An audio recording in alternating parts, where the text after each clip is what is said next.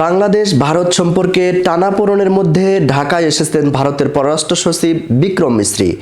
সোমবার ৯ ডিসেম্বর সকালে ভারতীয় বিমান বাহিনীর একটি বিশেষ ফ্লাইটে তিনি ঢাকায় পৌঁছান।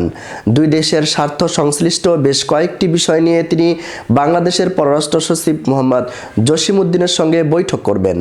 শেখ হাসিনার নেতৃত্বাধীন আওয়ামী লীগ সরকারের পতনের পর এটিই হবে বাংলাদেশ ও ভারতের উচ্চ পর্যায়ের কর্মকর্তাদের প্রথম বৈঠক। সফরসূচি অনুযায়ী বিক্রম মিশ্রি বাংলাদেশের পররাষ্ট্র সচিব মোহাম্মদ জসিমউদ্দিনের সঙ্গে আনুষ্ঠানিক আলোচনার আগে একান্তে বৈঠক করবেন।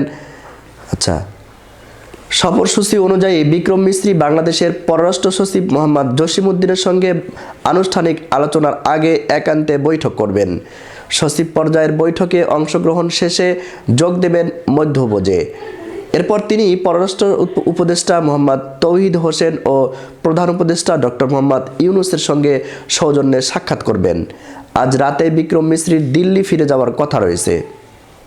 ঢাকার একটি কূটনৈতিক সূত্র বলেছে, বৈঠকে সামগ্রিক বিষয় নিয়ে আলোচনা হলেও বাংলাদেশ তিনটি বিষয়ের উপর সর্বাধিক গুরুত্ব দেবে। সেগুলো হলো ভারতে বসে শেখ হাসিনার রাজনৈতিক সক্রিয়তা বন্ধ, ভারতীয় গণমাধ্যমের বাংলাদেশি বিরোধী অপপ্রচার প্রতিরোধ এবং ভিসার জট খোলা। অন্যদিকে দিল্লি সম্পর্ক স্বাভাবিক করে তোলার পাশাপাশি সংখ্যালঘুদের স্বার্থ এবং তাদের নিরাপত্তা নিশ্চিত করার আর্জি জানাতে পারে।